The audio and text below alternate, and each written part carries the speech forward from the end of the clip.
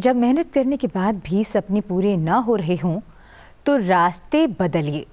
सिद्धांत नहीं, क्योंकि पेड़ भी हमेशा पत्ते बदलता है, जड़ नहीं। सुप्रभात, मैं हूं आपके साथ शालिनी खंडेलवाल। सबसे पहले नजर डालते हैं मुख्य गतिविधियों पर।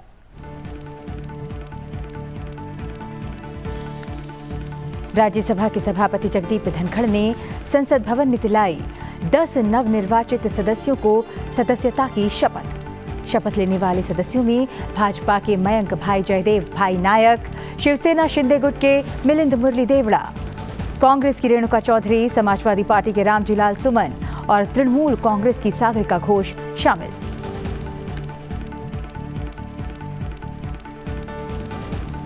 चुनाव आयोग ने सभी राज्यों और केंद्र शासित प्रदेशों को दिए निर्देश।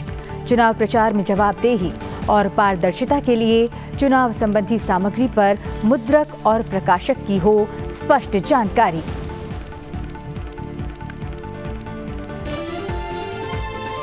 आतंकवाद पर विदेश मंत्री डॉक्टर एस जयशंकर की दो टूक। बोले, अब भारत नहीं सहता आतंकी हमले, देता है करारा जवाब।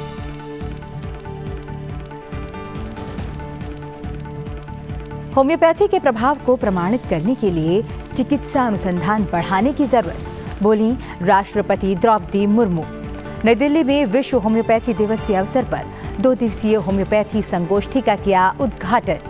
स्वास्थ्य क्षेत्र से जुड़े पेशेवर लोगों के प्रयासों की सराहना करते हुए कहा, इन प्रयासों से स्वस्थ और समृद्ध भारत के निर्माण में मिलेगी मदद।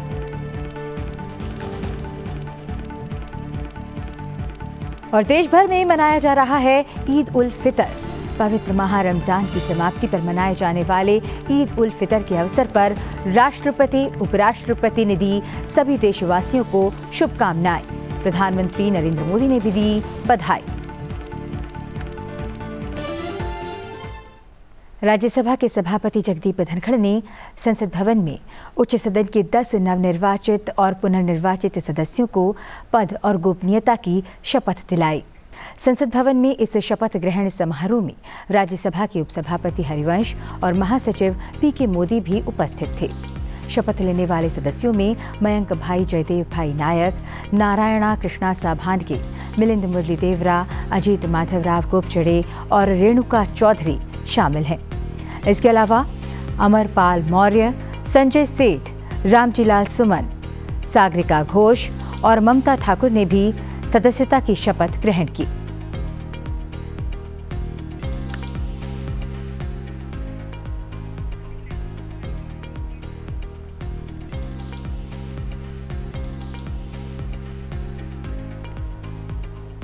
बुधवार को संसद भवन में 10 नवनिर्वाचित और पुनर्निर्वाचित सदस्यों को राज्यसभा की सदस्यता की शपथ दिलाई गई।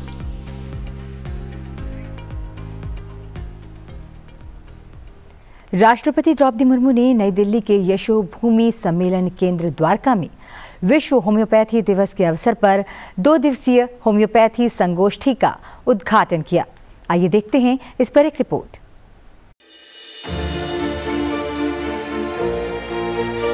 होम्योपैथी एक प्राचीन चिकित्सा पद्धति है जिसमें स्वास्थ्य समस्याओं के इलाज की विचारधारा मॉडर्न मेडिसिन सिस्टम से पूरी तरह से अलग है। होम्योपैथिक चिकित्सा के मुताबिक शरीर में खुद को ठीक करने की क्षमता होती है। बीमारी से होने वाले लक्षण वास्तव में शरीर द्वारा फिर से स्वस्थ होने के लिए किया गया एक प्रयास है। होम्योपैथिक चिकित्सा पद्धति का जन्म 18वीं शताब्दी के अंत में हुआ था। इसके संस्थापक जर्मनी के चिकित्सक सैमुअल हैनीमैन को माना जाता है। विश्व होम्योपैथी दिवस के अवसर पर दिल्ली के यशोभूमि कन्वेंशनल सेंटर द्वारका में 2 दिवसीय वैज्ञानिक सम्मेलन का उद्घाटन करते हुए राष्ट्रपति द्रौपदी मुर्मू ने कहा कि होम्योपैथी की शिक्षण प्रणाली में निरंतर सुधार करने से ही ये पद्धति युवा विद्यार्थियों के लिए और अधिक आकर्षक बनेगी। राष्ट्रपति ने कहा कि होम्योपैथी को उपचार के सुलभ माध्यम के रूप में अब वैश्विक स्वीकार्यता मिली है। हमारे देश के लोग चिकित्सकों को भगवान का दर्जा देते हैं।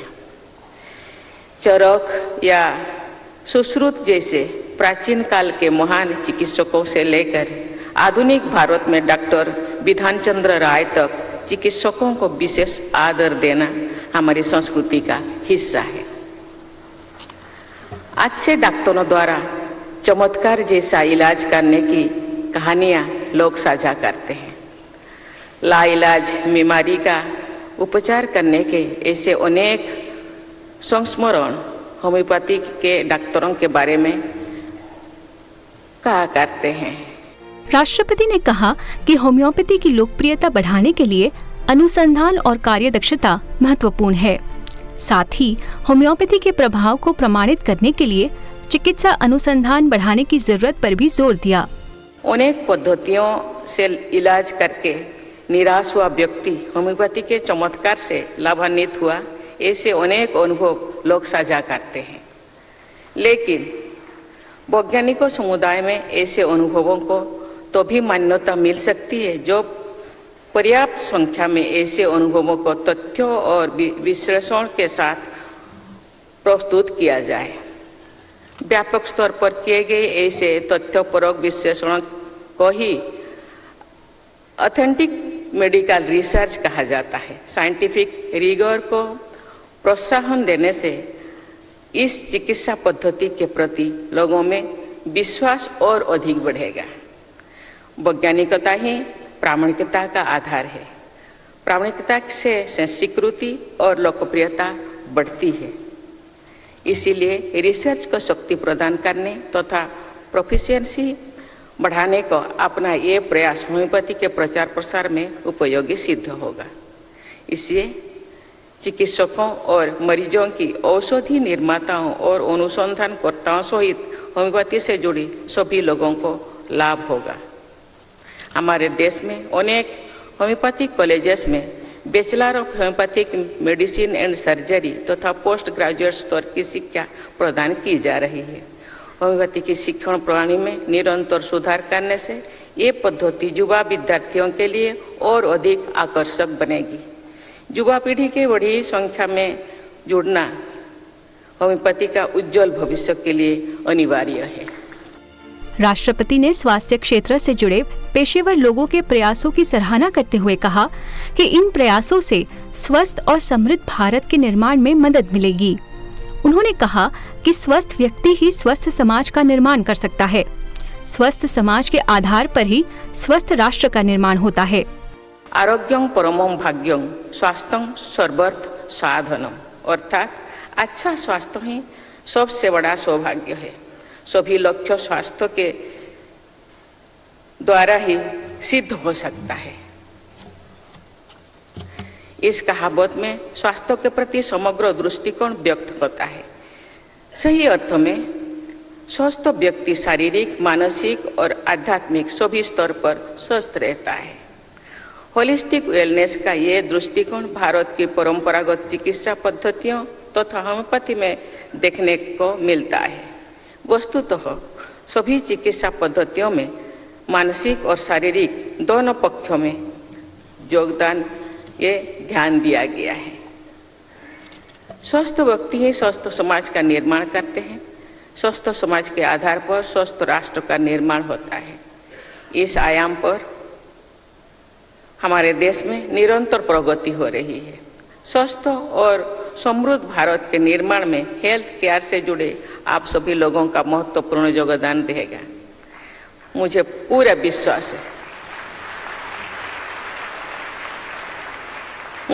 विश्वास है कि स्वस्थ, समृद्ध और विकसित भारत के निर्माण में आप सब अमूल्य योगदान देंगे। 2 दिनों तक चलने वाले इस वैज्ञानिक सम्मेलन में रिसर्च, साक्ष्य आधार, अनुसंधान, अभ्यास अनुभव, महामारी और सार्वजनिक स्वास्थ्य, होम्योपैथिक दवा और बुनियादी अनुसंधान, शिक्षा में सुधार और अनुसंधान, वैश्विक परिप्रेक्ष्य, होम्योपैथी और होम्योपैथिक व्यावसायिक संघों में चुनौतियां, पशु चिकित्सा होम्योपैथी, होम्योपैथिक औषधीय उत्पादों और सेवाओं में गुणवत्ता आश्वासन पर सत्र होंगे। इसमें संसाधन व्यक्तियों के रूप में बायोमेडिसिन और संबद्ध विज्ञान की विभिन्न क्षेत्रों के वरिष्ठ वैज्ञानिकों की भागीदारी होगी। यशोभूमि में होम्योपैथिक संगोष्ठी आज भी जारी है। अब बढ़ते हैं आगे। देश भर में लोकसभा चुनाव 2024 के मद्देनजर आदर्श आचार संहिता लागू करवाने के लिए चुनाव आयोग लगातार निर्देश जारी कर रहा है। इस बीच बुधवार को आयोग ने नियमों में संशोधन करते हुए वोटरों को लुभाने के लिए लगाए गए तमाम पार्टियों के होर्डिंग, बैनर और पोस्टर्स, पैम्फलेट्स पर प्रकाशक का नाम छापना अनिवार्य कर दिया है। चुनाव प्रचार में जवाबदेही और पारदर्शिता लाने के लिए आयोग ने कहा कि होर्डिंग्स समेत सभी तरह की मुद्रित चुनावी सामग्रियों पर प्रिंटर और प्रकाशक की स्पष्ट पहचान अंकित करना अनिवार्य है। ये फैसला कुछ राजनीतिक दलों की शिकायत के बाद लिया गया है। चुनाव आयोग ने जन प्रतिनिधित्व कानून 1951 की धारा 127A का हवाला दिया है। धारा 127A मुद्रक और प्रकाशक का नाम और पता प्रदर्शित किए बिना चुनावी पर्चे, पोस्टर, तख्तियां या बैनर छापने या प्रकाशित करने पर प्रतिबंध लगाती है। आयोग के अनुसार प्रकाशकों की पहचान होना इसलिए जरूरी है क्योंकि कोई पैसा खर्च होता है तो उसकी जानकारी मिल सके। वहीं अगर चुनावी अभियान के दौरान आचार संहिता का उल्लंघन पाया जाता है तो कार्रवाई की जा सके।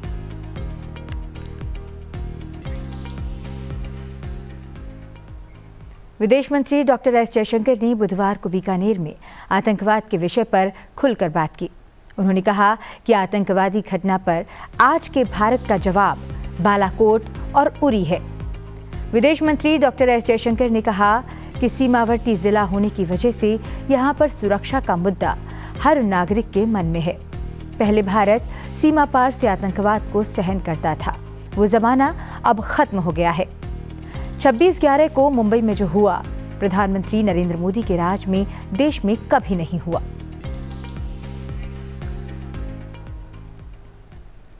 टेस्ला के सीईओ एलन मस्क ने भारत दौरे पर आने की पुष्टि कर दी है। उन्होंने सोशल मीडिया के जरिए भारत आने की घोषणा की है। भारत की अपनी पहली यात्रा की पुष्टि करते हुए मस्क ने अपने सोशल मीडिया प्लेटफॉर्म एक्स पर एक पोस्ट में लिखा कि वो भारत में प्रधानमंत्री नरेंद्र मोदी से मुलाकात के लिए उत्सुक हैं। मस्क के इस महीने 22 से 27 अप्रैल के बीच भारत की यात्रा पर आने की उम्मीद है।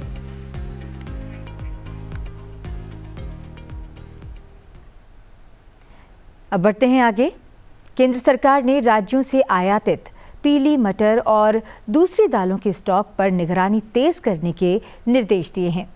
उपभोक्ता मामलों की सचिव निधि खरे ने बुधवार को राज्य सरकारों को दालों के भंडार पर निगरानी बढ़ाने को कहा है। केंद्र ने खासतौर से आयातित पीली मटर पर नजर बनाए रखने के लिए कहा है। केंद्र सरकार ने 15 अप्रैल से भंडार रखने वाली इकाइयों पर साप्ताहिक आधार पर स्टॉक के बारे में खुलासे की व्यवस्था लागू करने का भी निर्देश दिया है। आयातित दालों की कुछ किस्मों के बाजार में नहीं पहुंचने की खबरों के बीच उन्होंने ये निर्देश दिया है। सचिव ने आयातकों, सीमा शुल्क और राज्य के अधिकारियों और दाल उद्योग से जुड़े संबंधित पक्षों के साथ ऑनलाइन बैठक की और उसके बाद कहा कि प्रमुख बंदरगाहों और उद्योग केंद्रों में स्थित गोदामों में दाल के भंडार को समय समय पर सत्यापित किया जाना चाहिए।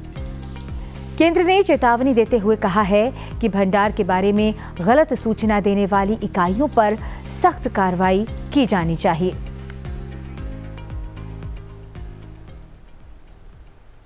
और अब बात मेडिकल क्षेत्र में तकनीक के ताज़ा इस्तेमाल की। कर्नाटक में ऑन्कोपैथोलॉजिकल नमूनों के परिवहन के लिए ड्रोन का उपयोग करने की पहल की गई है।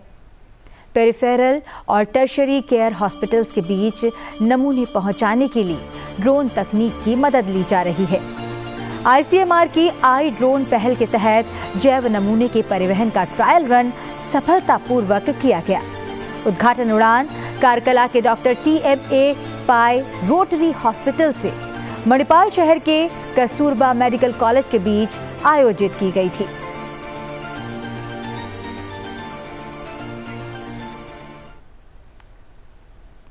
आज देश भर में ईद उल फितर का पर्व मनाया जा रहा है। इस पर्व पर राष्ट्रपति, उपराष्ट्रपति और प्रधानमंत्री नरेंद्र मोदी ने सभी देशवासियों को शुभकामनाएं दी हैं। ईद के मौके पर दिल्ली के जामा मस्जिद में नमाज अदा करने के लिए काफ़ी लोग एकत्रित हुए। ईद उल फितर की शुभकामनाएं देते हुए राष्ट्रपति द्रौपदी मुर्मू ने कहा कि ये त्योहार रमज़ान के पवित्र महीने में उपवास और प्रार्थना की अवधि के समापन का प्रतीक है और प्रेम और भाईचारे का संदेश देता है। उन्होंने कहा कि ये त्योहार एकता, क्षमा और दान को बढ़ावा देता है।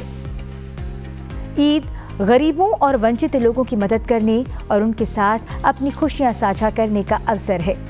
राष्ट्रपति ने कहा कि ये त्योहार हमें शांतिपूर्ण जीवन जीने और समाज की उन्नति के लिए काम करने के लिए प्रेरित करता है।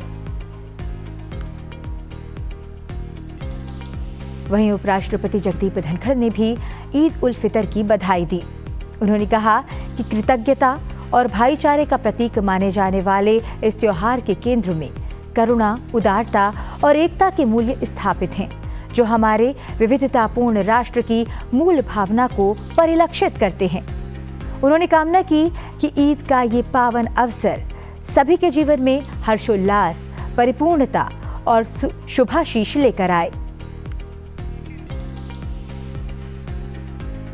प्रधानमंत्री नरेंद्र मोदी ने देशवासियों को ईद उल फितर की शुभकामनाएं दी और कहा कि ये त्योहार करुणा, एकजुटता और शांति की भावना फैलाए।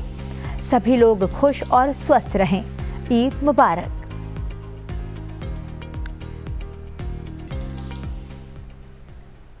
त्योहारों के देश भारत में आज चैत्र नवरात्र का तीसरा दिन है। आज मां दुर्गा के माता चंद्र घंटा स्वरूप की पूजा की जाती है। नवरात्र के इस पावन अवसर पर देश भर के मंदिरों में भक्तों की भारी भीड़ नजर आ रही है। दिल्ली के छतरपुर स्थित मां कात्यायनी देवी मंदिर में सुबह की आरती में भक्तों का हुजूम जुटा।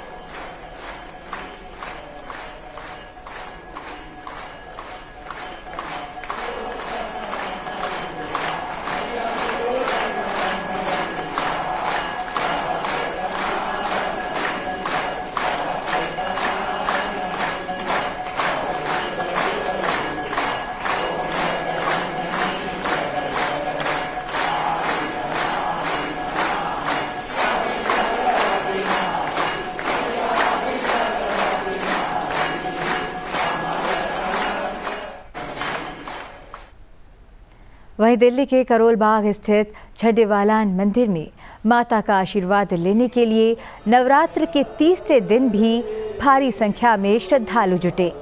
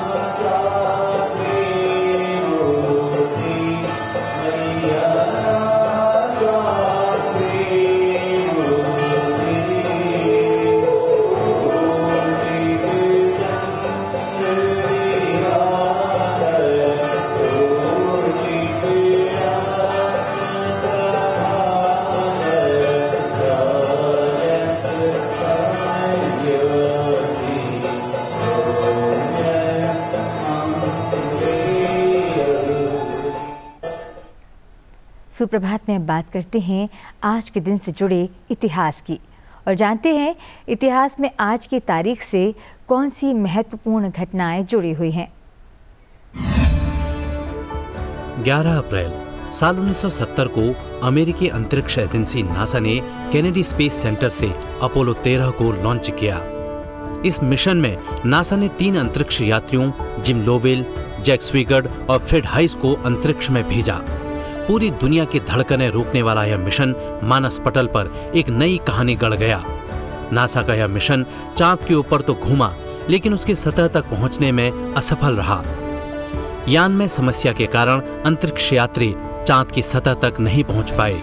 जैसे ही 2 ऑक्सीजन टैंक फेल होने की सूचना नासा स्पेस सेंटर को प्राप्त हुई तो सेंटर में हड़कंप मच गई। अब अंतरिक्ष यात्रियों के पास केवल 2 घंटे का ही ऑक्सीजन बचा था। इस मिशन पर गए यात्री अंतरिक्ष में लगभग 56 घंटे का समय बिता चुके थे। यही नहीं, बैटरी बैकअप भी लगभग खत्म हो चुका था। ऐसे में चांद पर उतरना तो दूर, पृथ्वी पर वापस लौटने के रास्ते भी न के बराबर ही रह गए थे। चंद्र लैंडिंग की असफलता को देखते हुए नासा ने अपने इस मिशन को रद्द करने का फैसला लिया और मिशन नियंत्रकों ने चालक दल को जीवित घर लाने के लिए काम करना शुरू कर दिया। आखिरकार नासा अपने अंतरिक्ष यात्रियों को बचाने में सफल हुआ और उनका मॉड्यूल दक्षिण प्रशांत सागर में गिरा। नासा के सभी अंतरिक्ष यात्री एकदम सुरक्षित थे। श्रीनगर में एशिया का सबसे बड़ा ट्यूलिप गार्डन है। ये कश्मीर में दुनिया के विभिन्न हिस्सों से 2 लाख से ज्यादा पर्यटकों को आकर्षित कर रहा है। आइए चलते चलते आपको छोड़ जाते हैं श्रीनगर के ट्यूलिप गार्डन की बेहद आकर्षक तस्वीरों के साथ। आप बने रहिए सेंसिटिव टीवी के साथ। मुझे दीजिए आज्ञा।